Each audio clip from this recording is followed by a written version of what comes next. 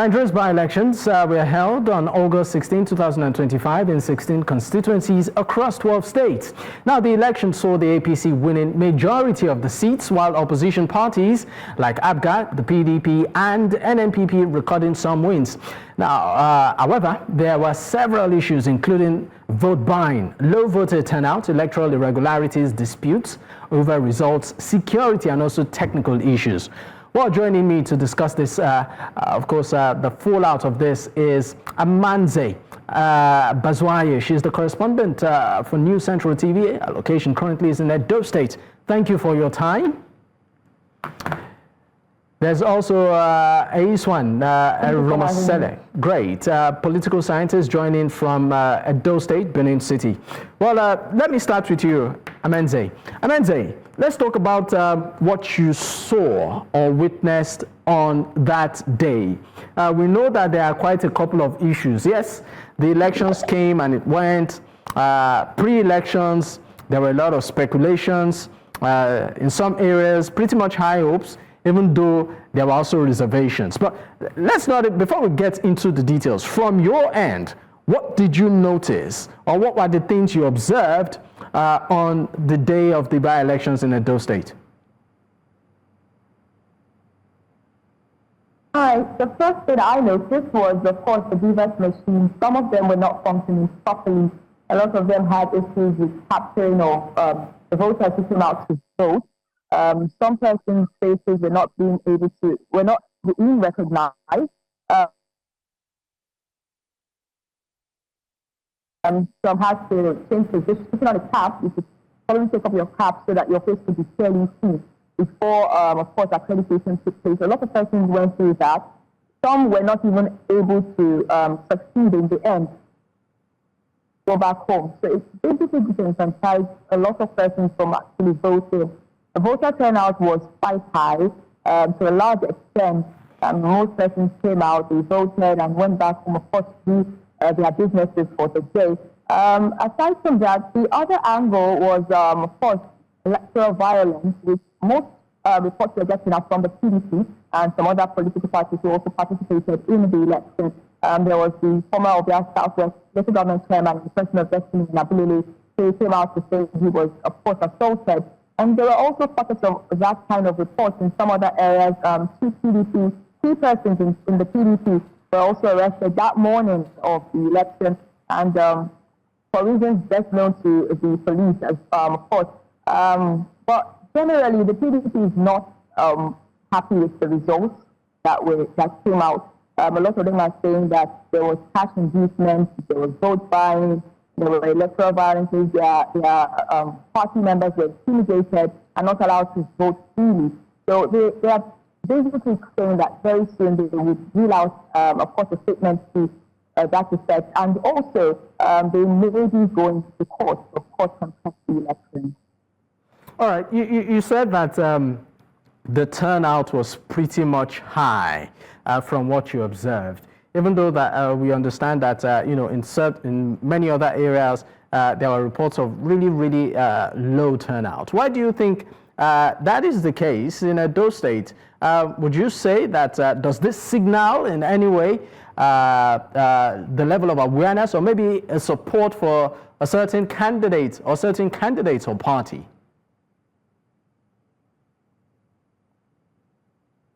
If I would be honest, I think the APC did a lot of campaigns prior to the election. The PDP also did, and of course the ADC as well. NNPP to a large extent, but I believe that because of the level of campaigns that the APC did, those who were not aware of the elections became aware of it, especially for those those central senatorial districts and those via federal constituencies. Down here in, of course, Oredo and Kubauka, which is the Edo South Senatorial District, many people were not even aware that an election was even to hold. A lot of persons went about their normal businesses, parties held, weddings held. But in the areas where the by-election held, I think a lot of persons were aware of the election and actually came out to vote. I mean, you talk of campaign, saying that it appears the APC did quite a lot of campaign. The APC is the ruling party in the state. Let's talk about the opposition. Would you say that the opposition also were able to, in a way, pull their weight when it comes to campaign, or they were stifled by, in any way, threats, from certain quarters?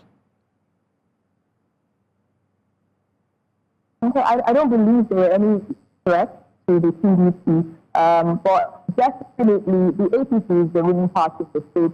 Funds will be definitely available for them to, of course, do a lot of campaigns. We saw the governor almost on a daily basis in Edo Central trying to, of course, sell his own candidates, which is, of course, Joe Ikia, to the people. We also saw his deputy also working really hard in of their federal constituency. On a daily basis, they were going out to mobilize persons, of course, engaging in grassroots mobilization, campaigning all around. The PDP also did change.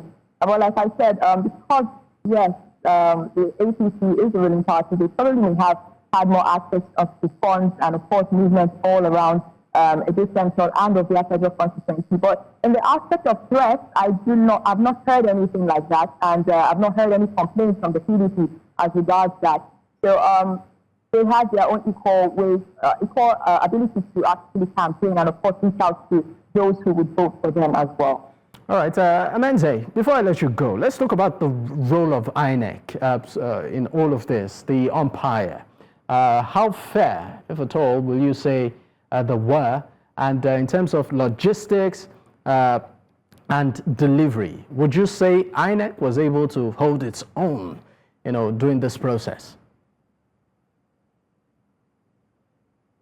Some persons would say that the INEC was actually used as a tool to ensure victory for the APC. That would be coming from, of course, the side of the PDP. That's the allegation a lot of them are making now. If you could talk to any one of them and write about now, that is what they would tell you, that INEC was just used as a tool. And of course, the issues with the BVAS machine was also a ploy to disenfranchise those who were going to vote for the PDP or probably any other party.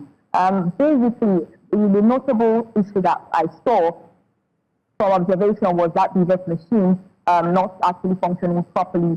Even the biometrics equipment as well also had some issues for some persons. It wasn't as high as, of course, facial recognition and all of that. But it, to a large extent, it actually disenfranchised some persons from casting their vote. Some got tired of having to turn, having to retake, redo, change positions and all of that, and decided to just go home since it wasn't working for them. So I think INEC has a lot of roles to play in ensuring that that doesn't take place, especially as we head on to the 2027 general election. There has to be something that will be done. For some persons, probably because they've advanced in age since the last time they registered, they may have had issues for them. So probably INEC has to look for better mechanisms and, of course, ensure that everything is intact ahead of 2027. All right, thank you so much for the update. Amenze Bazuaye, News Central's correspondent in Edo State. Once again, it's been a pleasure. Thank you for your time.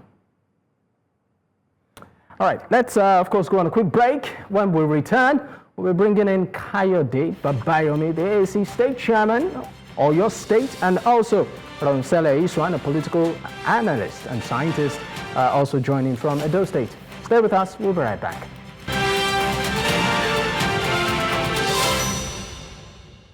Many thanks for staying with us. It's still Politics HQ on News Central Television. Well, joining me right now to discuss our topic, which is the fallout of the just concluded by-elections in some states in Nigeria. Kayode Babayomi is the AAC State Chairman, or Edo State, and also Eromosele Ehisuan, a political analyst and scientist. He joins from Edo State. Gentlemen, thank you for staying with me. Let me start with you, Kayode. Kayode, you are the chairman of the AAC in Edo State. So Edo State also, was one of the states that, experienced the by-elections. I mean, as a chairman of a party that was involved, how would you say the process, went for you? What really happened on Saturday, talking about the by-election that happened in the Edo State, if you are physically present in Ibadan that very day, you know that that is not how, an election or any election should go. a situation whereby the whole process was militarized, a situation whereby, there are a lot of vote buying, a situation whereby, the numbers of people who actually come out to vote is not up to, what is expected, where candidates are even contesting. The total numbers of voters there are not even up to, 20 in some places, so it tells you, the situation, the state of our electoral process in Nigeria, and how the ruling party, both at the federal and at the state level, the PDP, and been able to monetize the whole process, where voters will come out, if they'll be the one to go, to local areas, to bring people out to vote and give them money. These are not, this is not actually what our electoral system should be at this very critical situation.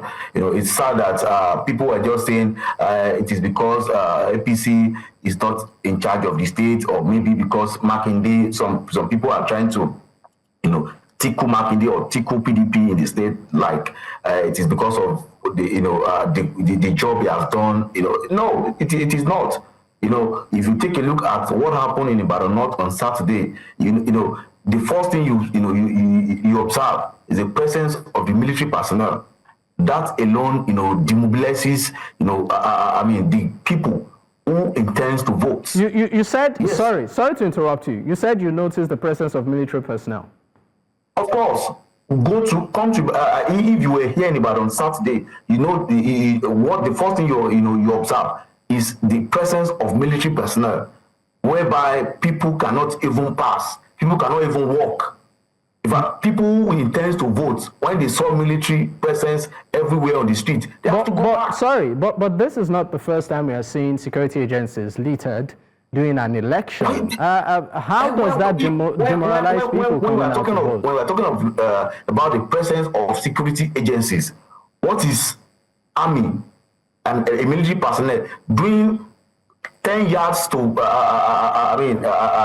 the ballot box? Anyway, this is not a coup. Okay, this is election. Sorry, I'm still going to come to you, Mr. Ehisuan, but I'm still staying with you, Kayode, on this one. For instance, in Ibadan North Federal Constituency, we know that the PDP won with about 18,000 plus votes, defeating the ruling APC. That's at the federal level, at that constituency. You talk about voter apathy, but I'd like to ask you, what do you think yes, we know you have highlighted maybe the presence of the army, which according to you might be intimidating, but as a political party, on the level of awareness, would you say that your party did enough when it comes to enlightening people that, look, an election is happening, we need you to come out? The reason why I'm asking this is because prior to that election day, on this program, we had reporters in some states asking people live, and many claimed that they were not even aware an election was holding in a few hours. That's the following day. So did you, in terms of, and I'm talking about the AAC right now, what level of awareness was put out there to let people know that, look, even though we know it's not your core, but an election is holding, please come out, support us? On the level of awareness, every political party that participated came out to campaign, and people were aware of there is election coming up. And at that very constituency, I can tell you, people were aware that election is coming up on that very day, and people felt that, well, this is by-election. But I want you to know something. When it comes to this by-election, a lot of political parties felt that no, by-election is meant for the party either at the state, the party in power, either at the state level or at the national level. Why would why would a political party, I'm just trying to understand this. Why would a political party who is going into an election already assume or presume that, look, this particular election is not for us, but for certain parties at the ruling level, whether at the federal or state? Why? Mr. Rappo, it is also like when you are talking about local government election. where many parties believe that no, the government of the day at the state level clears everything. But we in African National Congress, we are off or against that kind of belief that the party at the state level or at the national level will clear, and that's why you see African National Congress contesting in any election, every election to say. The point I'm trying to make here is that on Saturday, a lot of political parties, in fact, what happened to SDP candidates? SDP candidate that INEC was present there on the day of their primaries and all. What happened to SDP candidates? Are they on the ballot? All right. These are issues. All right, thank you so much. People don't actually follow up. Thank you so much, Kayode. Party, we are monitoring closely, and we are monitoring closely, and we believe that those are issues that needs to be addressed first. Okay, we'll definitely come back to this, Kayode. We'll come back to this, but let me bring in Ehisuan into the conversation. Ehisuan, thank you so much. You're joining from Edo State. For you, would you say that what we saw over the weekend was credible from your end? Would you say it was, maybe if not one of the best elections that you've witnessed, in the state? Well, thank you. Good evening, Nigerians. Good evening, Edo-lites. Well, I present myself. I want to also speak in that direction. See, politics is a question of who gets what, when, and how, by Harold Laswell. See, there is no time we will not have complaint in elections in Nigeria. Do you know why? Because the lesser political parties always raise alarm against it, and they find every means to discredit the leading party or the party in power, because they believe that the party in power has the power to win election. Let me tell you one thing.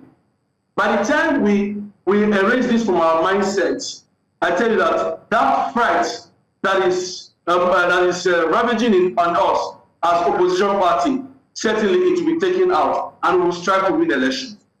Financial inducement of voters has been a problem in Nigeria right from time immemorial, not even now.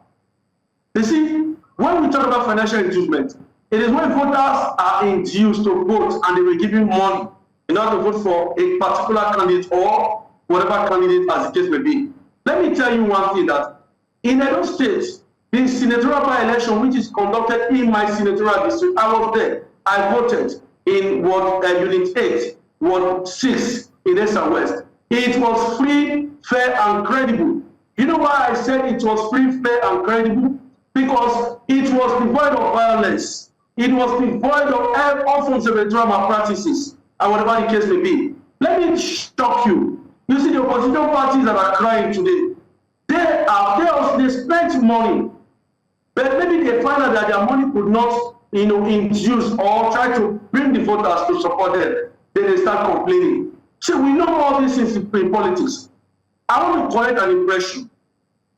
Financial inducement of voters, it is not rigging of election, though it is part of electoral malpractice. Sorry, I need to come in here. And you said malpractice are different characteristics. Okay, sorry, Eromosele, I'm going to take you on this. Hold on, please, hold on. You said financial inducement of voters is not rigging elections. Is that, are you? Yes. Really?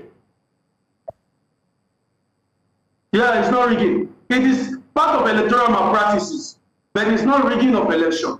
You know, rigging of election is when you manipulate the votes of the people. When the people vote, you go there and manipulate it. You understand? In order to favor your candidate. For example, we talk about you trying to manipulate the voter register, trying to change the result. They will call that rigging of election. But inducement of voters is not rigging. It is part of electoral malpractices. Okay, sorry. Eromosele, I'm going to still stay with you just for the benefit of those watching. So I'm trying to understand your point of view. You said financial inducement isn't rigging of election, is part of electoral malpractices. So in bullet points, quickly, what constitutes rigging in elections and what constitutes a malpractice? Have him back. You can be rest assured that we'll bring him on. Let me come back to you, Kayode. Kayode, would you like to react to any of the things that you have had, Eromosele say? Yes. Let me quickly react to what he said. That vote buying is quite different from election rigging. I think we just have to, say this to ourselves, and we should stop deceiving our listeners or the good people of our country. Nothing is different.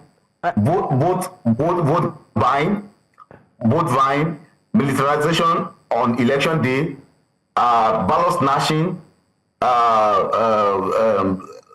figure doctoration, all and all. It's all rigging. Okay. Those are the processes. Kayode, I understand. Sorry to interrupt you, Kayode.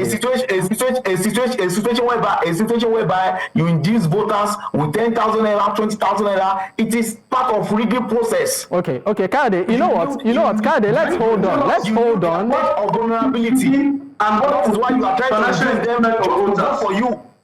And we always be telling the Nigerian people. Kayode, I know you have a lot to say. Please hold on. It's just like they're subscribing to years of poverty. Taking money from politicians is also a subscription to years of no good roads. Taking money from politicians your point is subscription to years of darkness, all and all. Kayode, your point is taken. Thank you so much. Kayode, please hold on for a moment. Kayode, hold on for a moment. Let's allow Eromosele land. So, Eromosele, you are trying to give us the difference between rigging and election malpractice. You said vote buying is not rigging, but is a malpractice. So please explain, with bullet points, the difference.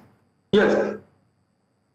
You see, when we talk about financial inducement, it is when you give people money for them to vote for a particular candidate.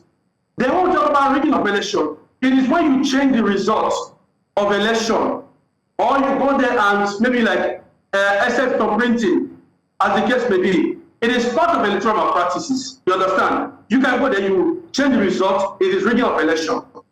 But when you induce voters for them to vote, it is not rigging. It is electoral malpractices. Okay, so do you think the punishment, maybe I should come in this way. Do you think the punishment for both should differ?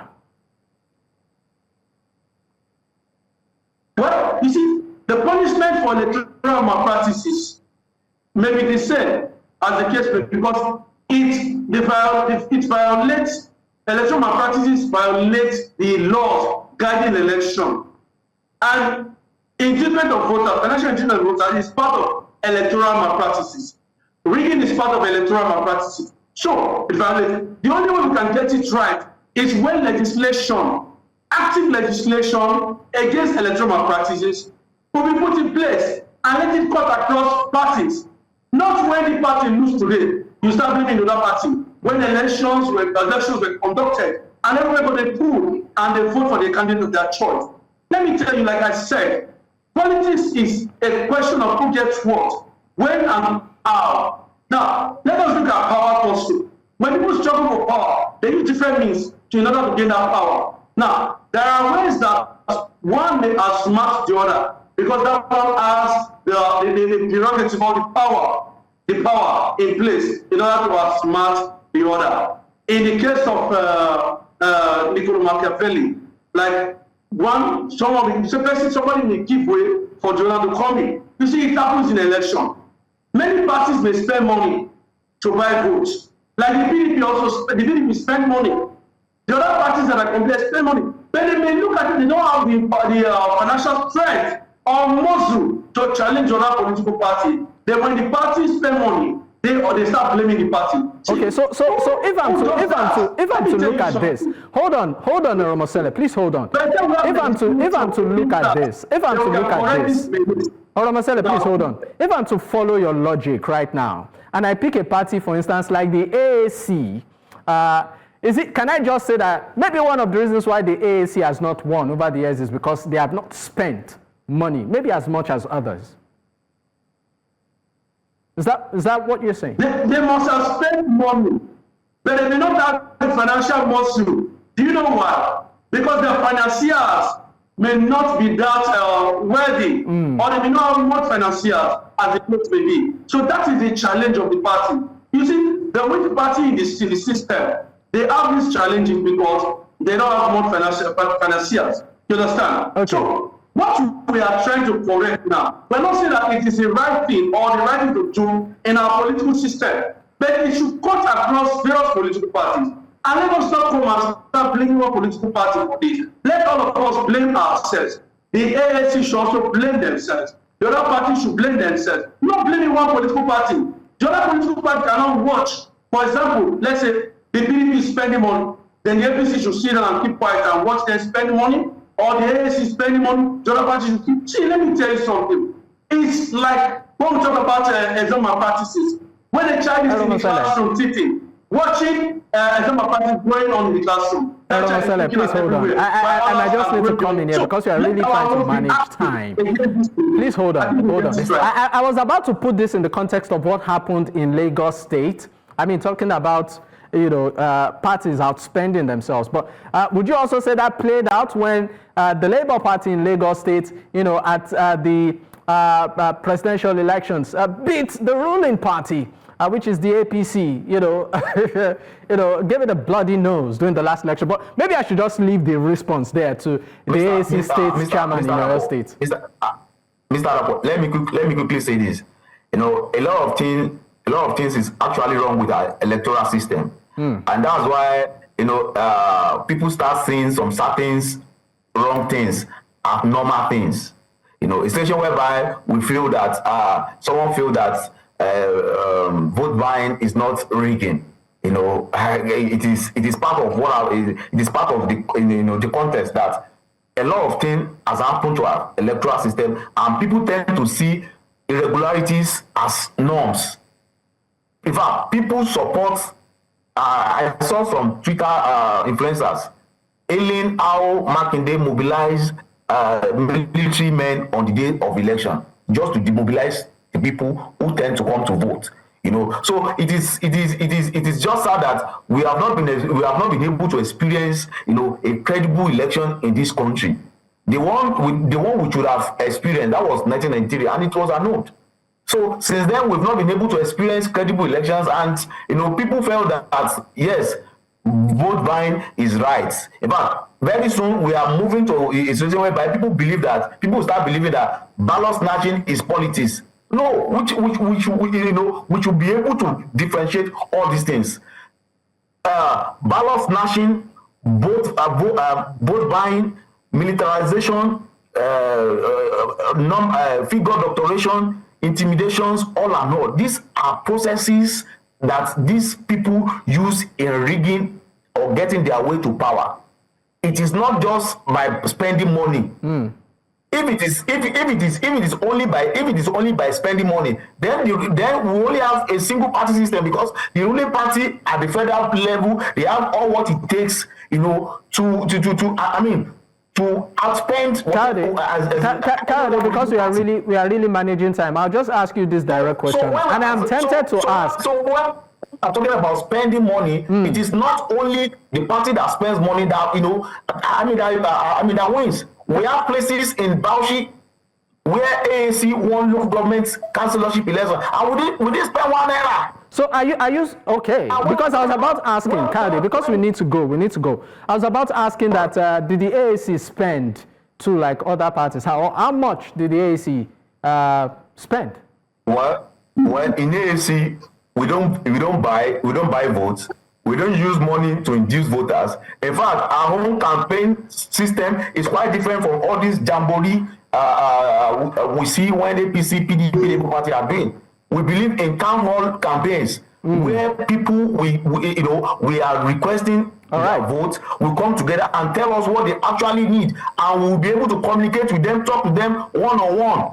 Not when we bring Saidi Osupa or we bring one artist, to start displaying. And in fact, people that tends to vote, their supporters, they don't even know their manifesto. All right, Kayode, I'm sorry, but we really need to go. Kayode, thank you so much for your time. We fit your route. Their general promises will thank you. Thank you, Kayode. Kayode Babayomi is the AAC State Chairman for Edo State, joining from Ibadan. Also, many thanks to you to Eromosele Ehisuan. He's a political scientist joining from Edo State. It's been a pleasure having you gentlemen. Once again, thank you for your time.